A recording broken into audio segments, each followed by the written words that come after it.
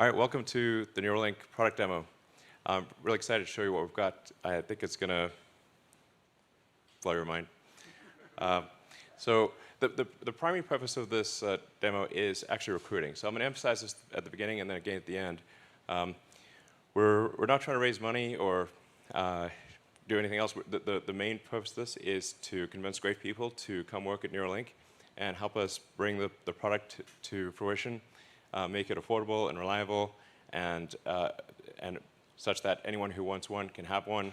And so I want to emphasize the purpose of Neuralink. Like, what's our goal? Our goal is to solve important spine and brain problems with a seamlessly implanted device. So you want to have a device that you can basically put in your head and feel and look totally normal, but it solves some important problem in your brain or spine.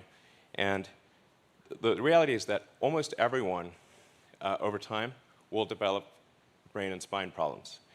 These range from minor to very severe, but if you live long enough, everyone's going to basically have some kind of neurological disorder. And these range from memory loss to brain damage. But the thing that's important to appreciate is that an implantable device can actually solve these problems. I think a lot of people don't quite realize that. But all of your senses, your sight, hearing, feeling, pain, these are all electrical signals sent by neurons to your brain. And if you can correct these signals, you can solve everything from memory loss, hearing loss, blindness, paralysis, depression, insomnia, extreme pain, seizures, anxiety, addiction, strokes, brain damage. These can all be solved with an implantable Neuralink. This is an extremely fundamental thing, and I think a lot of people don't quite understand that. The neurons are like wiring, and you kind of need an electronic thing to solve an electronic problem. So current medical research, we'll just go through what is the state of the art in medical research, and then what's the state of the art in what consumers or people in general can get. So the current medical research has shown that you can read neurons in a human's brain. So there's something called the Utah array, which has about 100 channels per array. But it's like, kind of like it's a bed of rigid spikes that's literally inserted with an air hammer. So that's slightly discomforting, I think. And there's wires and a box on your head, and so it's some infection risk. And obviously, it will look pretty weird if you walk around with boxes on your head. And in order to use it, you have to have an expert medical professional there, and it's only been done in a few dozen people. So, but it is served as an important proof of concept that this can be done. So we did want to point this out and show that this actually does work. It's just not something that the average person could use effectively. And then in terms of what is currently available, there is something called deep brain stimulation, where they put electrodes, a small number of electrodes, in your brain, and will actually zap your brain with an electric current. And it's valuable for its uses, but it can't read or write high bandwidth information. I would say this is sort of a bit like sort of kicking the TV, which does work, but not always, and it has limitations. Nonetheless, this has greatly helped over 150,000 people, and it's actually, just despite being somewhat of a brute force approach, it has been very effective for a lot of people. And this is what's currently available. So we want to radically improve this by multiple orders of magnitude, improve it by a factor of 100, then 1,000, then 10,000. So going into the Neuralink architecture, what we've done over the past year is dramatically simplify the device. So about a year ago, we had a device which had multiple parts, including a piece that had to sort of sit behind your ear, and it was complex, and you wouldn't still look totally normal. You'd have a thing behind your ear. So we've simplified this to simply something that is about the size of a large coin. And it goes in your skull, replaces a piece of skull, and the wires then connect within a few centimeters or about an inch away from the device. And this is sort of what it looks like. So, yeah. This is our little device. That thing at the bottom is just to hold the threads in place, because they're just like little fine wires. I mean, frankly, to sort of simplify this, what we're, I mean, it's more complicated than this, but it's, in a lot of ways, it's kind of like a Fitbit in your skull with tiny wires. So, and it's, yeah, so our current prototype, version 0.9, has about 1,000 channels. So that's about 100 times better than the next best consumer device that's available. And it's a 23 millimeters by 8 millimeters. It actually fits quite nicely in your skull, because your skull is about 10 millimeters thick. So it fits, it goes flush with your skull, it's invisible, and all you can see afterwards is that there's a tiny scar. And if it's under your hair, you can't see it at all. In fact, I could have a Neuralink right now, and you wouldn't know. Maybe I do. So, and it's also got all the things that you would expect to see, the sensors you'd expect to see in a smartwatch or a phone, like inertial measurement, temperature, pressure. So there's actually a lot of functions that this device could do related to monitoring your health and warning you about a possible heart attack or stroke or other damage, as well as sort of convenience features like playing music. You could do a lot. It's sort of like if your phone went at your brain or something. Yeah, maybe that's not a great analogy. Anyway, so it's also inductively charged. So it's charged in the same way that you charge a smartwatch or a phone. And so you can use it all day, charge it at night, and have full functionality. So you would really, it would be completely seamless. And yeah, no wires. In terms of getting a link, so that, you need to have the device, a great device, and you also need to have a great robot that puts in the electrodes and does the surgery. So you want the surgery to be as automated and as possible, and the only way you can achieve the level of precision that's needed is with an advanced robot. So we're really looking for great people who can help develop both the device and the robot. And we feel confident about getting the link procedure, the installation of a link, done in under an hour. So you can basically go in the morning and leave the hospital in the afternoon. And it can be done without general anesthesia.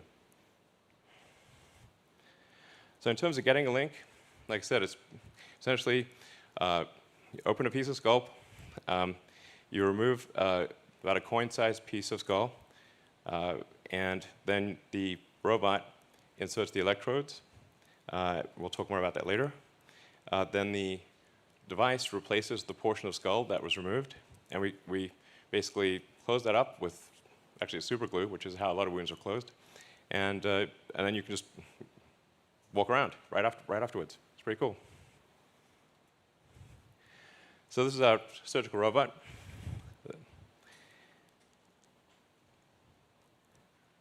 And we actually ultimately want this robot to do essentially the entire surgery. So in everything from incision, removing the skull, inserting the electrodes, placing the device, and then closing things up and having you ready to leave. So we want to have a fully automated system. And to be clear, this robot does actually work. We've used it for all of the implantations.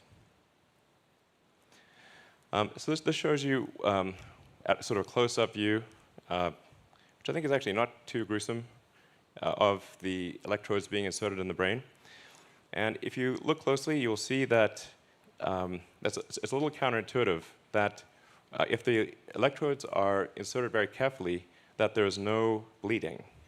And so if you have very tiny electrodes, and if they're inserted very carefully, so that the robot actually images the brain and makes sure to avoid any veins or arteries, so that the electrodes can be inserted with no noticeable damage. So you will have no noticeable neural damage in inserting the link. Yeah, like you sort of think like if you stab something with a wire, surely it will bleed, but actually at a really small scale, it does not. So does it actually work? And what I'm excited to show you, I call it like the Three Little Pigs demo. And if our animal handlers, we're bringing out the pigs. And what we're going to show you is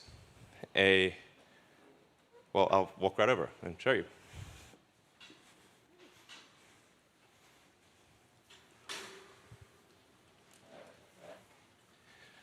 So what we have in pen number 1 is Joyce, and she does not have an implant. Obviously healthy and happy. We're trying to get Gertrude out. This is how you know it's a live demo. She's like, she's trying to eat something in the corner of her pen. Come on, Gertrude, let's go. Snacks are this way. Oh, man. All right, we'll wait. We'll give Gertrude a second, and we'll move on to Dorothy. Sometimes the pigs are a little shy. So here's Dorothy. And in the case of Dorothy, Dorothy used to have an implant, and then we removed the implant. So this is a very important thing to demonstrate is reversibility. So if you have a Neuralink, and then you decide you don't want it, or you want to get an upgrade, and the Neuralink is removed, is it removed in such a way that you are still healthy and happy afterwards? And what Dorothy illustrates is that you can put in the Neuralink, remove it, and be healthy, happy, and indistinguishable from a normal pig. Well, thanks, Dorothy. Man, Gertrude, are you serious? Okay. Well, should we bring them all out or something? Would that be better? How about everyone just comes into this pen? We'll have a few, it'll be a little crowded, but whatever.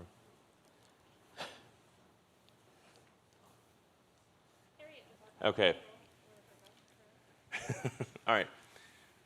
Well, is Gertrude still back in the thing? Yeah. Okay, we need to bring Gertrude out. Yeah.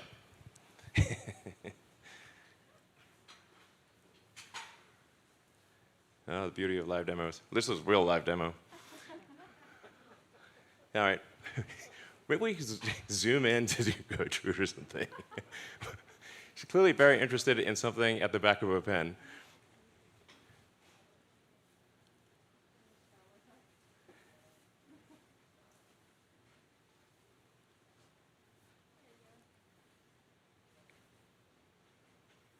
Can you see her? Or? Not quite. All right.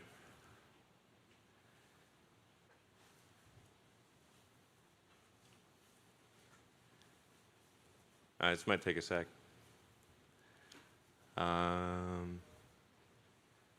Well, this worked earlier.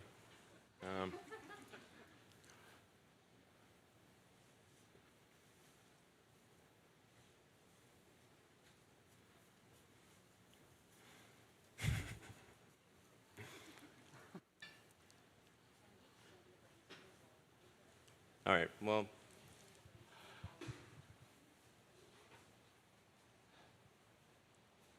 What if we lift the curtain and then zoom in?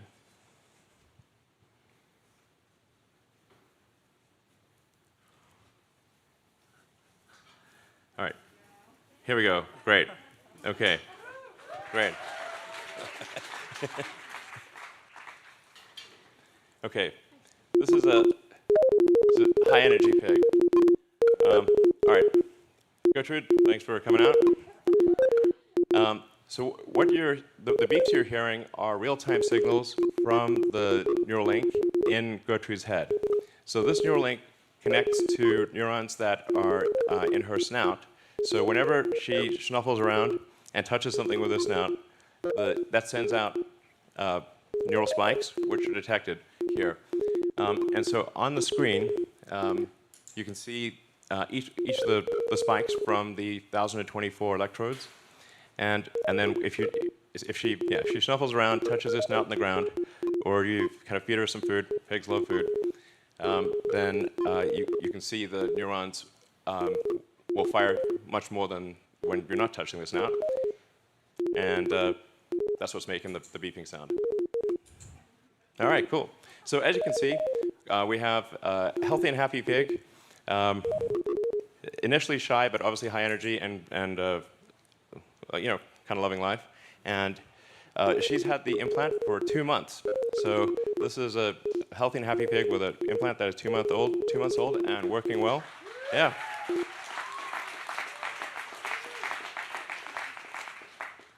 All right, cool. And then we actually have, I hope this works, so we said, well, what if we do 2 Neuralink implants? And we've been able to do dual Neuralink implants in, actually, I think 3 pigs at this point, and we have a couple of them here. And we've been able to show that you can actually have multiple Neuralinks implanted, and again, healthy and happy and indistinguishable from a normal pig. So it's possible to have multiple links in your head and have them all be sending out signals and be working well. All right. Phew. All right, so we just showed you a demonstration of reading brain activity. And let's see, probably see that. As I was saying, each of those dots represents a neural spike. And the blue chart at the bottom is showing an accumulation of neural spikes in that region. So in terms of additional brain reading activity, when we have, say, one of our pigs on a treadmill, pig on a treadmill, it's a funny concept, really. And we take the readings from the neurons, and we try to predict the position of the joints. And so we have the predicted position of the joints, and then we measure the actual position of the joints. You can see that they're almost exactly aligned. So we're able, with a wireless neural implant, to actually predict the position of all of the limbs in the pig's body with very high accuracy.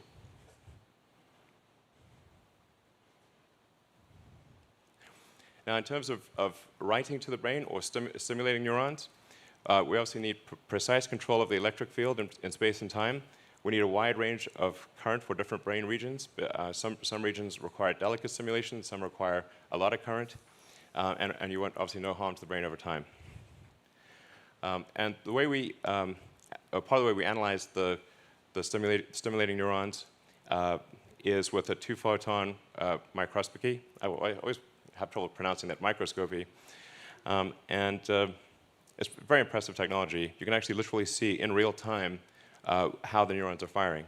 So the red sort of things are the neurons. The red sort of flashing things are the neurons firing, or I should say the electrodes firing. So the red things are electrodes firing, and then the green are the neuron bodies responding to the current from the electrode. So you can see them lighting up different brain regions. And then by carefully controlling the electric field, you can actually have one electrode influence possibly 1,000 or 10,000 neurons. So although you might only have 1,000 electrodes implanted, you could be influencing millions of neurons. And this is just a similar chart showing stimulation at different power levels. So, like I said, for the initial device, it's read-write in every channel with about 1,024 channels, all-day battery life, recharges overnight, has quite a long range. So you can have the range being to your phone, I should say. That's kind of an important thing. This would connect to your phone, and actually the application would be on your phone, and it would be communicating by essentially Bluetooth Low Energy to the device in your head. That's why I say in a lot of ways it is like a Fitbit in your skull with tiny wires. So, and then, like I said, you would not be able to see the device at all. You would look completely normal and just have a small scar under your hair. And we're making good progress towards clinical studies. I'm excited to announce that we received a breakthrough device designation from the FDA in July, thanks to the hard work of the Neuralink team.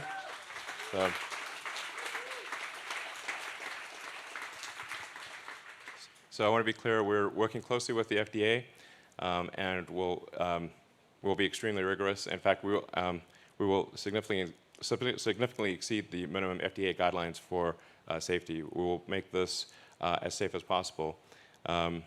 Just as with Tesla, while it is legally possible to ship a 1-star car, at Tesla, the only cars we make are 5 stars in every category. So we actually maximize safety, and we'll take the same approach here at Neuralink. And then to emphasize again, what the goal of this presentation is recruiting. We want people who are great at solving problems to join the company and help us complete this device, take care of the animals, write the software, create the chips, and productionize everything. So we need robotics engineers. I think we also especially need people who have worked on and shipped products. So if you've shipped a smartwatch or a phone, or any kind of complex electronics or complex device, or advanced medical devices, we'd love for you to contact us and consider working here. So, and a very important point to emphasize is that you do not need to have prior experience on brains. So a lot of people think, well, I couldn't possibly work at Neuralink because I don't know anything about how brains work. And that's okay, you can learn, but we need software engineering, we need mechanical engineering, electrical engineering, like I said, chip design, robotics, and all the things that a company needs to work. So please send in your resume. Actually, it's not just engineering, obviously everything at Neuralink. So now let's actually move to questions. So we've piled questions that have been asked over the internet, and so we'll do live Q&A. So bring in a bunch of people from the Neuralink team.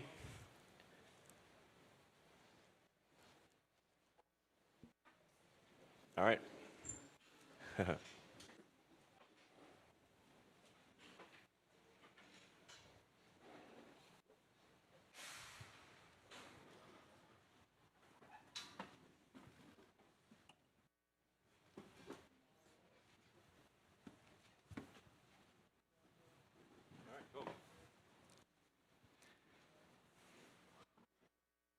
All right, so if you have any questions, please submit your questions to the Neuralink Twitter account, and we will try to answer as many questions as we can over the next hour. And feel free to ask hard questions, that's no problem, and we'll do our best to answer them. All right, let's move over to the team. Perfect. Yes, we will continue monitoring questions until the end of the event, so please keep sending them in over Twitter. Elon, do you want to come join us? All right, so the first question is, how is the spike detection implemented? Is it on the ASIC? Is it hardware and software updatable? Yes. Yeah, I can answer that. So I'm Paul. I work, I've had a few different hats. I've worked a little bit on digital chip design, and more recently working on some of the algorithms, trying to decode the signals from the brain. And the spike detection algorithm, there's historically been many ways of detecting spikes. Typically, people will record data offline and then look for characteristic shapes. But here, we're interested in detecting spikes online. And there's a number of simple algorithms that you can do, for example, like detecting just a threshold. And where we've been interested in doing a little bit better than that. So we actually look for particular shapes, characteristic shapes that we think are spikes. And so we're doing this on the chip. It's for all 1,024 electrodes, there's bandpass filtering that's happening on the chip. So if you think of these as like little microphones sending audio information, we're basically filtering all of that in real time and then looking for these characteristic shapes. You can configure what sort of shapes you're looking for, and that information is what's being sent out. The raw information coming from the electrodes is way too much to send out over Bluetooth. So when you're seeing those beautiful spike rasters on the screen, those are the detections that we have coming straight from the chips. Got it. And just for everyone who doesn't know, can you just explain at a basic level what a spike is? Sure. So traditionally, people think of spikes or action potentials as the electrical events that happen in neurons and as the primary form of communication between neurons. And so this is a hysteresis event where you have currents that flow and generate this. You can think of it as being a digital signal, a 1 or a 0 that's being sent in time, where neurons will send that signal to often thousands of recipient neurons. Awesome, thanks, Paul. So I got a question from Toby on Twitter. He asks, what can be further done to simplify the device installation progress? So we're working on making the device as small as possible, of course, with the robot taking more and more of the responsibility away from error-prone human surgeons. We're hoping to make the process faster and safer. Actually, it might be good for people to say, who they are and what they do. Oh, I'm Matthew McDougall. I'm the head neurosurgeon at Neuralink. Thanks, Matt. Is there anything specifically from the robot that can be done to make this faster and safer and scalable to billions of people? Yeah, I guess we've started with just implementing, robot manipulating the threads. But we definitely need to expand to essentially doing the entire surgery with the robot. So there's nothing like really, as far as I can tell, fundamentally like stopping us from doing that, sort of like at a fundamental science level. It hasn't been done in the past, I think probably just because like volumes of surgeries hasn't been needed. But specifically for us to scale up to, many hundreds of thousands or millions of patients, we will need to automate like the entire surgery essentially. Awesome, thank you, Ian. Garrett asks, what are some of the lower bandwidth activities to target first? Is it muscle movement? Is it auditory signals? What level of bandwidth is required for effective use? So there's a couple of... Joey, Just to say who you are and what you do. Hi, my name is Joey O'Doherty. I'm a neuroscientist and neuroengineer working on decoding from the brain. So there's some low-hanging fruit that I think can really be impactful to help many people's lives, and that's restoring movement and communication in, for example, a spinal cord injured patient. And there's a lot of antecedents in the academic world where there have been very nice demonstrations of doing this, and we think we can take our technology and really bring that to the home, something people can take home with them and improve their lives. Fantastic. Gil, there's a fun one next. All you. Yeah, so we're fielding questions from Twitter, so there's going to be some funny comments. First question is, who are you and what do you do? I'll lead with that. And the question is, can the Neuralink chip allow you to summon your Tesla telepathically? Definitely, of course. You heard it here first. That's a definite 100%.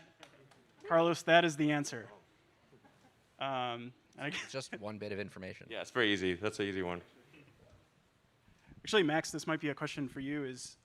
Like some of the questions we had on Twitter was, how do you see the Neuralink device and the essentially API growing over time and allowing developers to interact with the device? So there's interesting questions long term about whether you do decoding on head or on a phone or on a computer. Ultimately, so at 1,000 channels, it's possible to send all the spike data to a phone and do processing there. As this gets bigger and bigger, you're going to be more constrained by the radio, so you're going to want to push more of this on head, and that changes your programming model. But really, the APIs you're getting either bin spikes or you're getting raw waveforms, and that's like, you can consume it basically like an audio feed. Yeah, it's worth noting, like the lossless compression of the data stream is about 100 kilobits with 1,024 channels. Excellent. So this one came up a lot, and this particular question is from Yosef, but will this technology ever be used for gaming? Yeah, probably. 100%. 100%, yeah. I think that a good benchmark of does it work well in humans is, can a quadriplegic, does it work well enough for them to play StarCraft? I think that's a good functional target. Yeah. For sure. Yeah. Awesome. We'll pull out back from the Twitter questions that are kind of funny. This is a question for the efficacy of the device. Right now, is the device limited to surface layers of the brain only, or can we go deeper? And if not now, what's holding us back from going deeper into the brain? We are planning on modifying the device and the robot to be able to sew into arbitrary depths of the brain. Right now, we're limiting ourselves only to the cortical surface because that simplifies many of the problems involved with going a lot deeper. And what kinds of things can you solve on the cortical surface versus when you go deeper? Sure. So a lot of the low-level processing happens in the cortex in terms of motor intentions, sensory information that comes directly in. So your hearing, your auditory percepts, your visual processing, a lot of that happens in the cortex. I mean, you could solve blindness. You could solve paralysis. You can solve hearing. You can solve a lot just by interfacing with the cortex. And to be clear, we actually do insert, I guess, about 3 or 4 millimeters into the cortex. So these electrodes are sensing from multiple layers within the cortex. There are deeper brain systems that are underneath your cortex, like the hypothalamus, and I think that is something we'd want to interface with for sure, because that's going to be important for curing things like depression, addiction, that kind of thing, anxiety. But yeah, like I said in the presentation, overall we're aiming for a general purpose device, and really the thing that would change from interfacing with the cortex versus deep brain systems is kind of the length of the electrode. So we just need kind of longer wires and to adjust the robot in order to access deeper regions of the brain. Awesome. Ian, did you have even now, anything I'd to say add? the robot is designed, like the full length is like 7 centimeters or 8 centimeters. Yeah. Yeah, so right now we're designed for like 6 millimeters. The actuator itself isn't actually limited to 6 millimeters. It can go much deeper. That's sort of, in addition to scaling out sort of to the rest of the surgery, also scaling to deeper, which is mostly a sensing problem. So the ability to avoid deep vasculature is sort of an interesting problem that we're working on in the robotics world here. So yeah, lots of cool problems in the robot. And you're leading robot engineering. Yeah, sorry, I'm Ian. I lead the robotics program here. Robot is a man's best friend. All right, next question is, what is the most challenging problem that must be solved in order to meet Neuralink's ultimate goal? Well, I think one of the hardest problems is kind of, I'd say, material science and especially the installation of the electrodes. What would you say? Yeah, absolutely. Also, you want to introduce yourself? So I'm Felix Deku. I currently lead the microfabrication team. My team makes up of a group of process engineers and material scientists. And our job is to make the tiny wires, as Elon referred to them, what we call the threads that are implanted in the brain. And of course, the threads are made of conductors and insulators. And choosing the right material that is amenable to the brain and compatible to the brain is something that our team have expertise on, and we work seriously on interface engineering just to make sure that our layers are actually well thought through, well designed, and at the end of the day, when we implant this device, they'll be actually functional for either reading or for writing in the brain. Yeah, and I think it's going to be important in terms of material science problems, is making sure that the threads, the electrodes, can last for decades in the brain, which is a tricky thing because it's a very corrosive environment, and you're in a dichotomy where you want to read and you want to sense electrical signals and you want to generate electrical signals, but you don't want to corrode the electrodes over time. So you need to have an insulating layer that is very robust, but also very, very thin. It has to be just the right amount of insulation, and it has to stay that amount of insulation over time.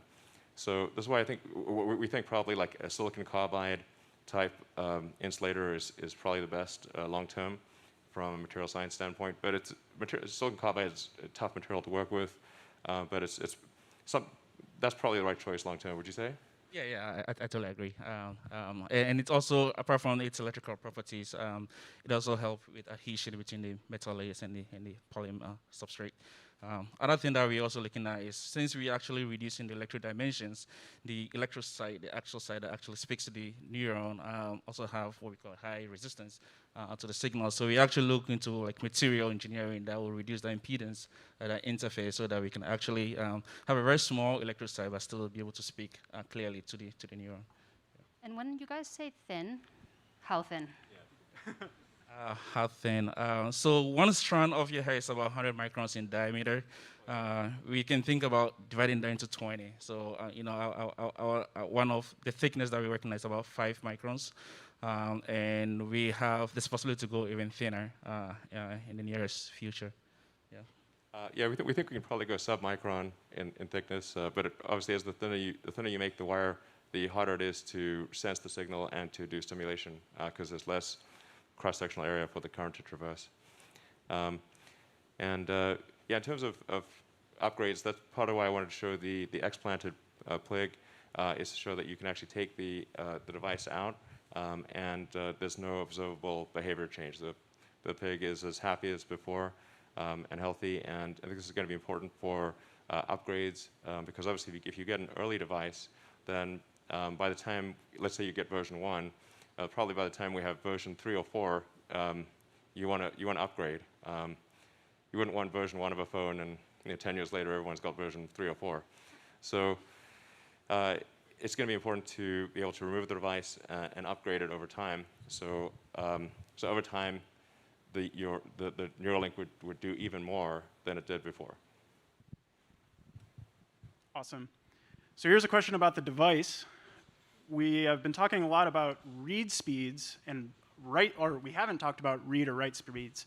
DJ, what are the read and write speeds of the device, if you think of it like a computer? Sorry, when you say speed, what do you mean? Like, how quickly can you read information from the brain, and how quickly can you write information in the brain? Okay, so let's see. So one of the things to highlight is that we... DJ, what do you work on?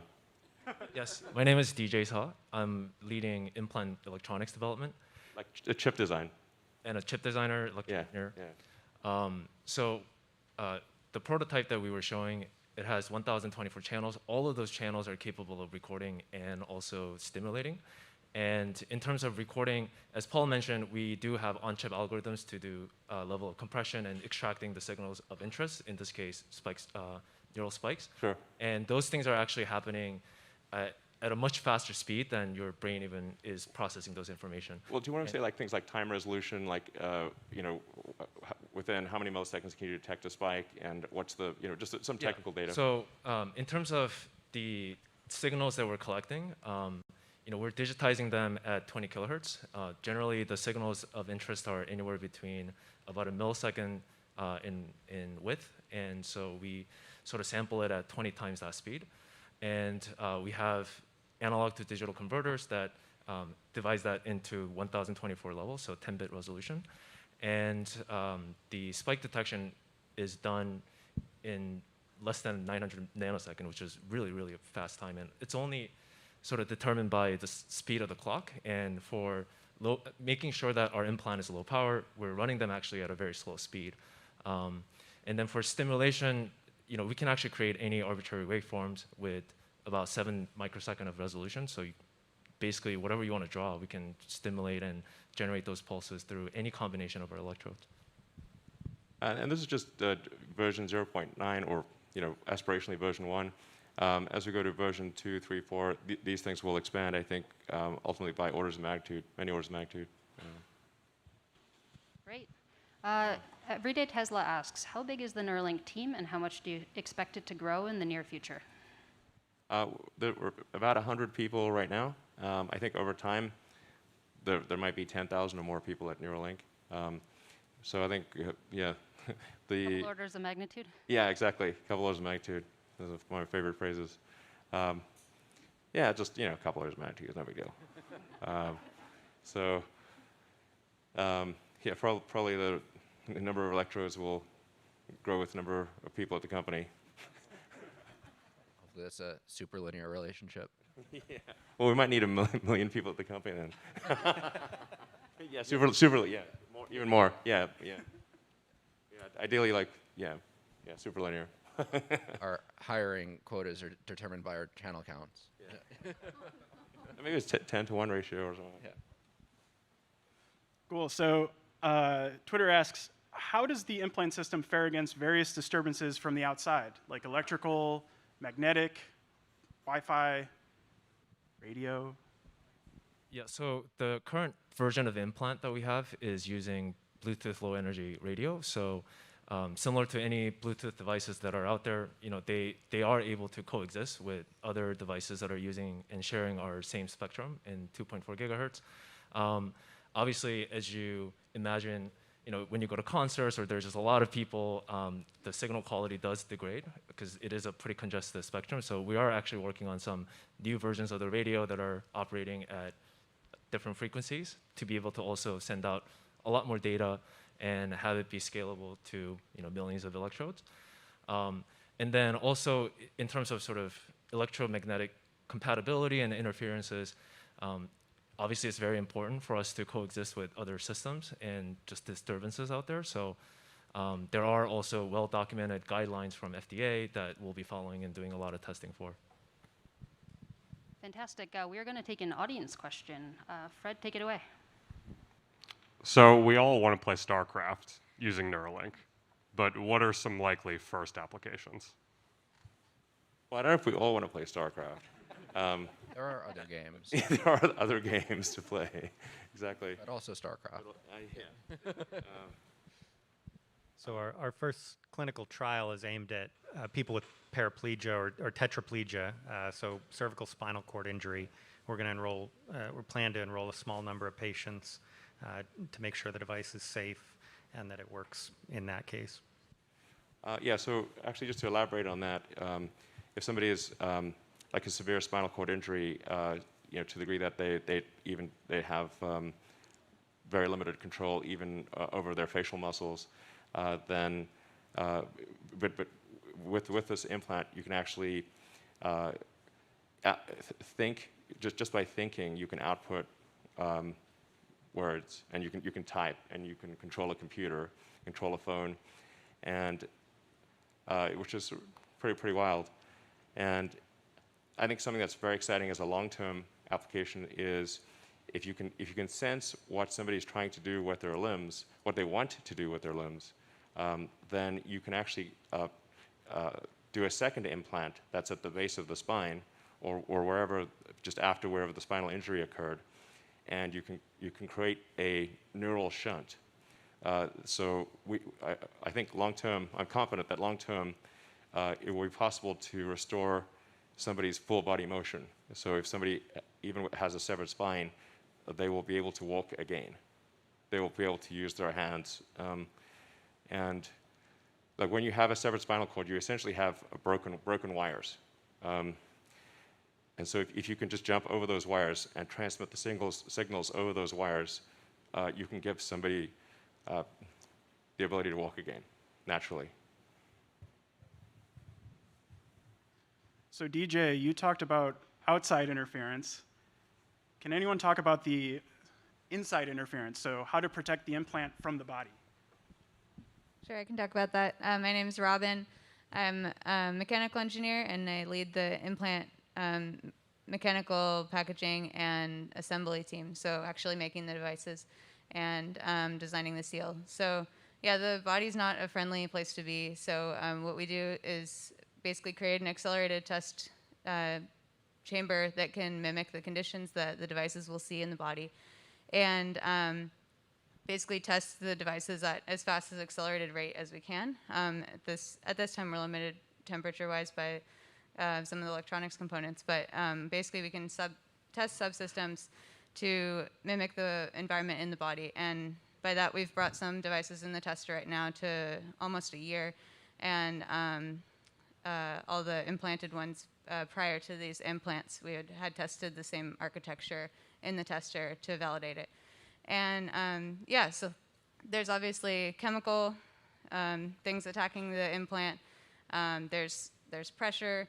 There's mechanical shock and vibration. So all of these things are part of it. And yeah, I think one of the things that really helps is having everything in-sourced in-house. So we have the capability to deposit thin layers of metal. We have the capability to weld glass and machine micron scale with lasers. And yeah, so basically we have all the tools in-house to be able to design any sort of sealing, enclosure, packaging that we need to do. Awesome, thank you, Robin. Another question from Twitter, will you be able to save and replay memories in the future? Yes, I think in the future you will be able to save and replay memories. I mean, this is obviously sounding increasingly like a Black Mirror episode, but well, I guess they're pretty good at predicting. But yeah, essentially, if you have a whole RAIN interface, everything that's encoded in memory, you could upload. You could basically store your memories as a backup and restore the memories. And ultimately, you could potentially download them into a new body or into a robot body. The future is going to be weird. Cool. So I can't help but notice that the pigs back there are pretty well behaved and pretty darn cute. Can anyone talk about, I'm looking at Autumn over here. First, can you tell everyone who you are and what you do here? And can you describe, like, how are they so well behaved and so smart? Well, I'm Autumn, and I lead our animal care program. And our philosophy here is to set up a system where the animals are able to volunteer, to make choices, to participate in our projects. As you see, sometimes they choose not to participate, and that's okay. We want to make sure that our animals are happy and healthy. So all of the behavioral research that we do is led by positive reinforcement. And again, that allows for them to choose to volunteer or not. Sam's also on our animal care team. Sam, do you have anything to add to that? Hi, I'm Sam, one of the veterinarians here. Work closely with Autumn, taking care of the animals. And yeah, it's just emphasizing what Autumn said, the whole animal care program here. In fact, the whole company here is very dedicated to promoting the care of these animals. Everybody's involved. Everybody's very interested in making sure that they're taken care of. And yeah, the program from top to bottom is designed to make sure that they can express their species-specific behaviors, choose to do things. We don't force things upon them as much as possible. And yeah, that's why you see the pigs happily rooting around the straw right now and generally being very content. They do have those natural little smiles on their faces, which is ever delightful. Next question is, what programming language are you guys using for developing the device? Several. Yeah, we use several different types of programming languages. So for chip development, a lot of Verilog for doing low-level programming at the kind of the register transfer level. As you go up higher and higher, there are various C, C++, Python. But to be honest, like at the end of the day, it's not which programming language do you know how to use. It's do you know the principles behind coming up with just methods to enable these systems to work. So I think if you have any experience in programming and you've been building things since you're little, you should really come join us. Yeah, but can I play Crisis? Eventually. It can play Crisis. Cool. Crisis confirmed. And then Ian, what about Ian, what about the robot? What kind of programming languages and tech stacks are you using over there? I mean, sort of just reiterating what DJ said, sort of doesn't matter. Like specifically for us, there's a real-time low-level platform, C++, some Java and Python scripts. But really, those are more just like pragmatic choices to essentially optimize for getting like productive work done. So it doesn't really matter what your background is or necessarily what the tools you use are. It's more just, can you like accomplish things really quickly? Awesome. This next question is from This Is Rex. They're wondering, can this device be used to explain consciousness? In the long term, of course. I can certainly shed some light on consciousness. This is a really interesting question. I think the answer is yes. And I think one of the reasons that consciousness is so hard is because, like anything in physics, you're looking at a mapping from X to Y, where X is the neuronal correlate, it's the thing that's happening then physically, and then Y is this phenomenal state. And historically, we've been unable to observe the neuronal correlates very well, and unless it's in you, we've been unable to observe the phenomenal state. So as soon as neuroscientists are able to personally get these tools where they can see the correlates and they can have the experience, I think the hard problem will vanish very quickly. What I find remarkable is that the universe started out as like quarks and leptons, we'll call it like hydrogen, and then after a long time, well, what seems like a long time to us, the hydrogen became sentient. It gradually got more complex, and then but we're basically, hydrogen evolved, and somewhere along the way, that hydrogen started talking and thought it was conscious. I like the joke that it turns out that if you bombard Earth with photons for long enough, it'll emit a Tesla. Yeah. Exactly. Yeah, that's exactly what happened.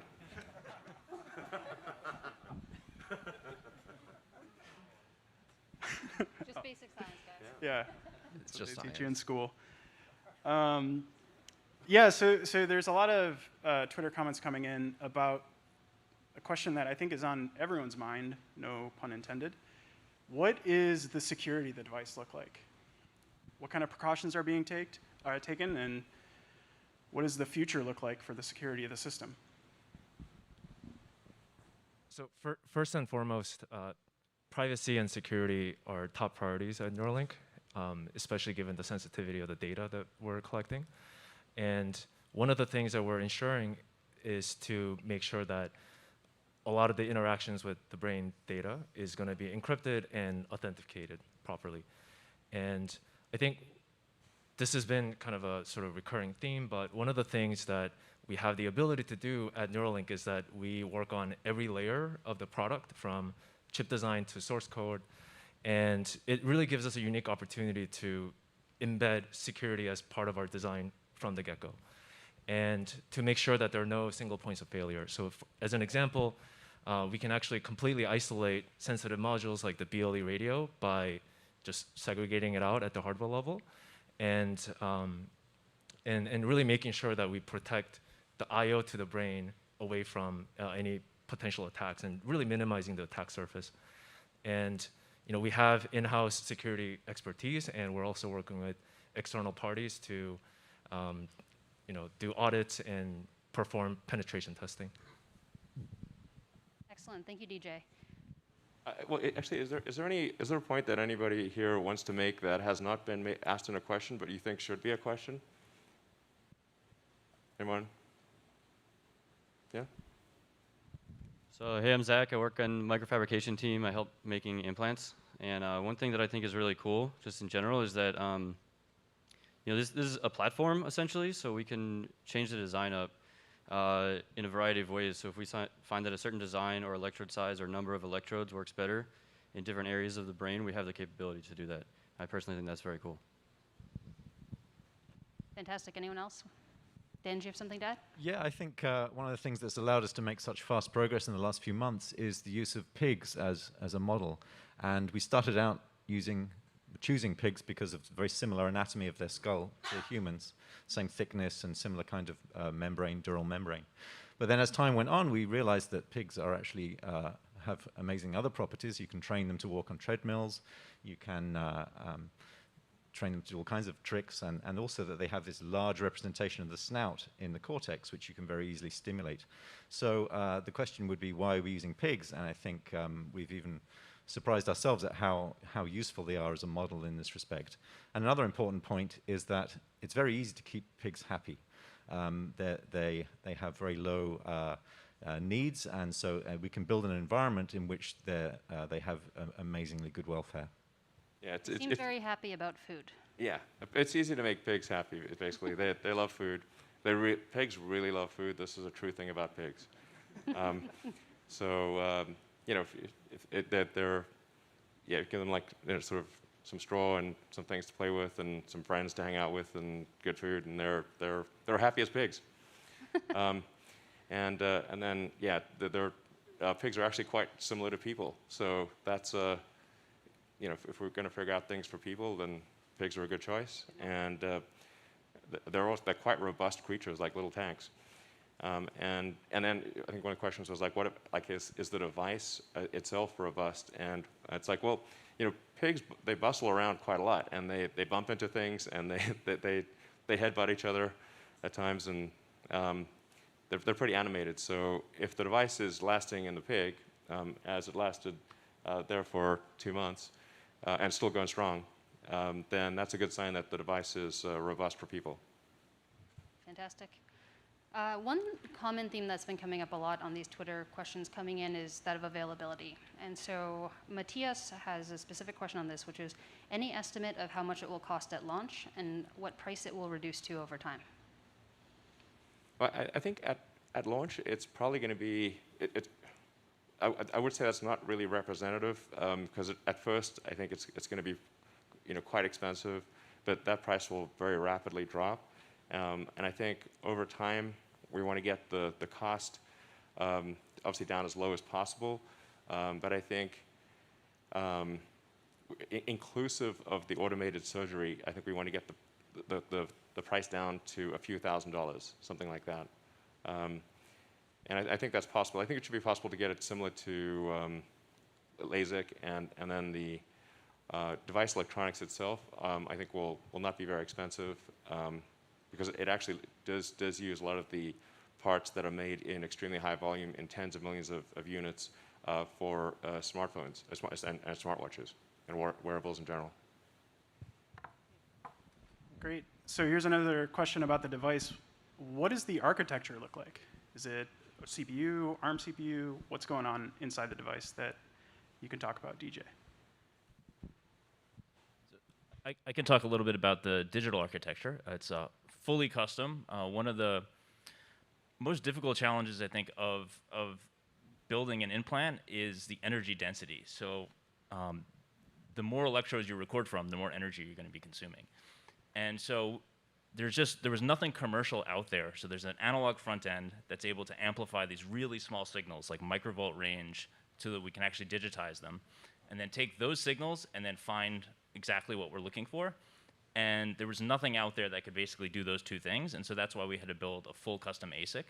And so there's really, there's nothing out, like it out there. It's designed specifically to record signals from the brain, and anything else would just be wasting energy.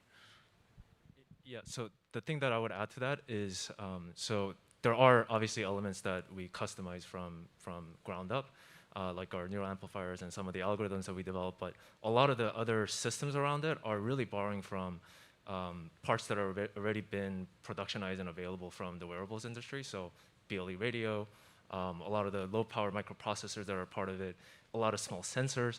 So there are obviously the neural sensors that we're developing that gives us kind of a unique data set for our applications, but really a lot of that is getting packaged up and just not really resisting the industry that's been sort of been laid out to really create these devices with very short amount of time. So here's another question about the integrity of the device, more from a mechanical perspective. So you're replacing a piece of bone and replacing it with an implant, and then the person is going to take that home. How does the integrity of the device fare compared to, I don't know, bone or something similar?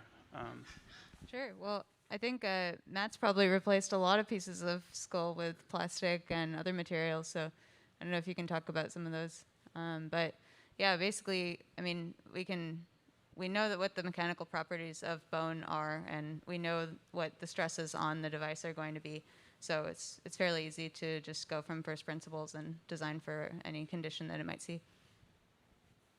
Yeah, I mean, as you can see from the pigs, as I was saying earlier, the the implants are obviously very robust because I mean, pigs move around vigorously. They roll around. They bang into the wall. They bang into each other. They do like headbutting, and way more than people do. Well, sure. But you know, like it's not like the pigs are just walking around very delicately. They're high energy creatures, and I think it's clear that the implants are, you know, has been going for a few months, still going strong, despite a lot of vigorous activity from the pig. And it's difficult. You can't just explain to the pig, hey, you've got an implant in your head. Why don't you take care of it? So it's got to be robust against you know, a lot of head impacts, essentially. So you know, I think maybe one of the things that isn't super obvious is that the implant itself is attached to the skull, but the electrodes have long threads. So you can have quite a lot of movement, relative movement between the brain and the skull without putting attention on the electrodes that are inserted in the cortex. So, well, let's see. With that, maybe a couple more questions, or if anybody wants to make some comments, and then we'll call it a day. So I just want to add to what you just said. So the thread is actually also in the brain, also because of their thinness, they're actually very flexible. And so as the pig is moving around and banging their head, the threads actually move with the brain, even the normal pulsation of the brain. And that help minimize stress within the brain tissue also. And that has a long-term impact on the functionality of the device. Zach, how long are the threads? Well, right now they're about 43 millimeters, but like I said, it's tunable. So if we want to hit deep brain regions or some other brain area, like we totally can do that. Just to follow up on what Felix said about the threads moving around with the brain, I mean, that's great for protecting the threads, but it equally serves to protect the tissue around it. We have a lot of different ways to image the tissue around the threads and iterate very quickly on doing things to them that will improve the overall biocompatibility. As a closing question, I thought we might go down the line starting with Dan. And what I'm wondering is, what is the #1 thing on your wish list that you're really hoping that the Neuralink device will do over time that you're working towards? So my background is in visual neuroscience, and one of the things I think has great potential for the Neuralink is to provide a visual prosthesis for people who have retinal injury or blindness through eye injury. You can essentially plug a camera directly into the visual cortex and stimulate with an enormous array of thousands or maybe tens of thousands of electrodes to recreate a visual image. And in time, perhaps you can use that same technology in people who haven't lost vision to produce some kind of heads-up display, something like Terminator or something like that. Wonderful. In fact, it's worth saying that, like, over time, we could actually give somebody supervision. Like, you could have, like, ultraviolet or infrared, or see in radar. You could basically name your frequency. You can just dynamically adjust the sensor, or have sensors that feed into the visual cortex across a wide range of frequencies, and actually have superhuman vision. Yeah, so for me, telepathy. So I think it's incredible amount of effort to put your thoughts into a set of words, and you know, it comes out completely compressed. So being able to do that seamlessly without being able to compress it with all of the mechanisms would be great. Yeah, it's like just I'm sorry, to add further to that.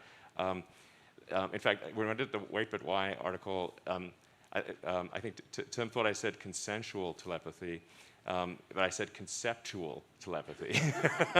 I would presume it would be consensual, because you definitely don't want just people, you know, sending stuff into your brain without your consent. But a lot of our brain thought capacity goes into compressing our thoughts into words. And then you think of like the data rate of words. Words are a very low data rate. And we're putting a tremendous amount of mental energy into compressing the concepts and thoughts in our head into words, and then slowly talking. Speech is so very, very slow. And we could actually send the true thoughts. We can basically have far better communication because we can convey the actual concepts, the actual thoughts, uncompressed to somebody else.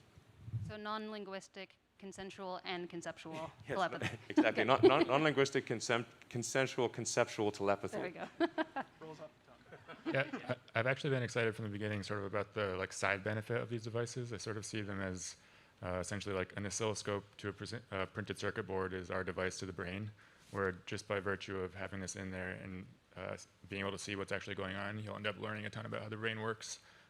And so sort of augmenting people, but also just using that to learn a lot more about neurological diseases is really exciting to me. Absolutely. So to sort of follow up on Elon's thought, I feel, and I imagine a lot of other people feel the same way, that there's a lot of sort of trapped creativity in your mind. You can, for example, close your eyes and conjure up like an incredible, Dali-esque scene.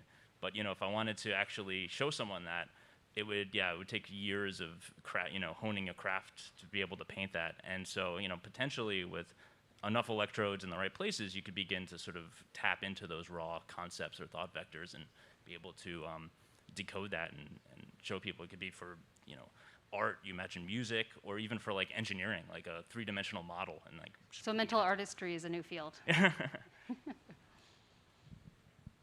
I like to think about ways to interface devices with biology better. And so one of the things I'm looking forward to is getting this thing to be less like technology and more like biology, so that it really is seamlessly interfaced with the brain, stable for a very long time, and then similar to that, having stimulation be much more precise and multidimensional, such that eventually the brain sort of doesn't really know if it's being stimulated from outside or inside, and you end up just sort of completely merging. Wow. Yeah, following up on stimulation, one of the things our device can do is simultaneously read and write on every channel, stimulate and record. And that's, both a more challenging problem than it may seem like at first, but also, incredibly exciting, the sort of the vistas that it opens up. I mean, it's really kind of the whole game in terms of interfacing with the nervous system, and I'm very excited to use that. Yeah, I'm excited just because of the scalability of the device. We're doing everything in-house, and all of it can scale to more channels, more brain regions, et cetera. I think, I'm really interested about solving things related to anxiety or depression, or even removing fear. I'm an athlete, and to rock climb without fear would be pretty cool. Maybe you need a little bit of fear. Yeah, just a little. And also, it'd be great if we could make the pigs fly, but I think we have an incredible opportunity to limit human suffering to a tiny fraction of what it is today, in all kinds of different avenues. Pain being the essence of suffering, we might be able to control that finally, and so many other diseases, so much other suffering in the world. I think the Neuralink device could help a lot with. Amazing. I think all these things are great functions for a Neuralink. I think on a species level basis, I think it's going to be important for us to figure out how we coexist with advanced artificial intelligence, and I think achieving some kind of AI symbiosis where you have an AI extension of yourself, like a tertiary layer above the limbic system and cortex, and having that symbiosis be good, such that the future of the world is controlled by the combined will of the people of Earth. I think that's obviously going to be the future that we want, presumably, if it's the sum of our collective will, and so I think it's going to be important from an existential threat standpoint to achieve a good AI symbiosis, and that's what I think might be the most important thing that a device like this achieves. I have, in many ways, a very basic science interest, which is I'm really interested in the nature of consciousness, and there's a lot of very silly philosophy that's been written about it over the last 1,000 years. But I think that we've been very limited by the tools and our ability to interrogate and measure the brain. And as these tools get better, it will pull it into the realm of physics, and it's really one of the last big, great mysteries in science. So for me, can you imagine a disease-free future? A future where you know what's going to happen to you before it happens, so you can prevent it. With these devices, we'll be able to not just pick up electrical signals, but we can also pick up chemical clues in the brain. And if you're successful, which I know we are, we'll be able to kind of prevent ahead of time, diseases. And really, the functionality of this device is widespread. So I'm looking forward to the future. I'm really excited about the opportunity to help people overcome challenges that they face through life circumstances, bad luck, through no fault of their own, spinal cord injury, brain disease, some devastating things that completely change your life. Hopefully we can help them get some function back. I know and love many humans with autism spectrum disorder, so I'm really interested to see how the Neuralink might be able to support them if they chose to do that. Yeah, so I mean, everyone else along the line has had amazing ideas and suggestions, and for me, it's about memories, and everyone loses those memories over time. I already can't remember what happened to me when I was younger, and it'll only get worse. And so, having a repository of memories that you can access whenever you want. If you're feeling down, you can go access some good memories. If you miss something or you miss somebody, you can go and access those memories. And I think that would just be such a life-changing experience to be able to just tap into that. Those are such a beautiful and diverse array of answers there. Yeah. All right. Well, thanks for tuning in. And as I said, please consider working at Neuralink and helping us solve these problems. There's a tremendous amount of work to be done to go from here to a device that is available, widely available, and affordable and reliable. So please consider joining us and supporting us in our mission. Thank you very much.